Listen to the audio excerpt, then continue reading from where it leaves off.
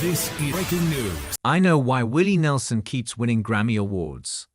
Snow is white, time is short, and Willie Nelson is going to be nominated for a Grammy Award next year. These are three things we can depend on, like the Dallas Cowboys being a disappointment. In 2024, Nelson dropped 2 albums, The Board in May and Last Leaf on a Tree last week, giving him 76 total. His output as he sets 100 in his sights is unheard of. Get this. The last year that came and went without Willie Nelson releasing a new album was 1992.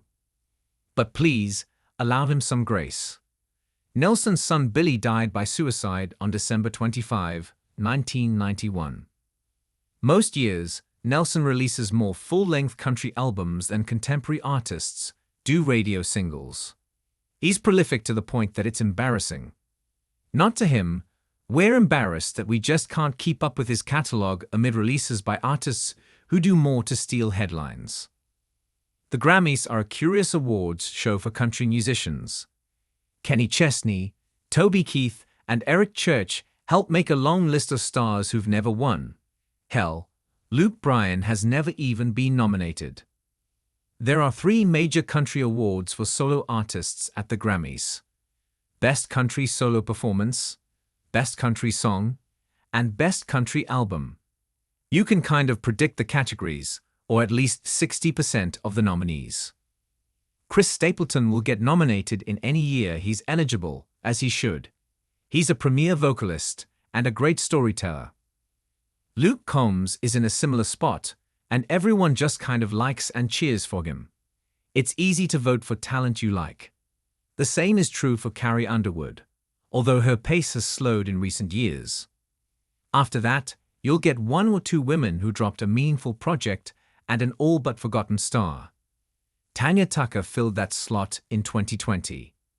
While I'm Livin' album was a comeback record that marked a peak in her Hall of Fame career. She has not been nominated since. Nelson is a constant thread who runs between the praised contemporaries and the legend du jour. 6 of his 12 Grammy wins have come after his 80th birthday, including 2 in 2023. They've come in the aforementioned country categories, but also in pop, American roots, bluegrass, and roots gospel categories. Older artists have won, but not many, and none with his kind of consistency. To understand Nelson's Grammy appeal, listen to his latest album. Last Leaf of a Tree, ineligible for next year's Grammys, was produced by son Micah Nelson, who understood how his father's minimalist approach to modern songwriting can pack a devastating punch.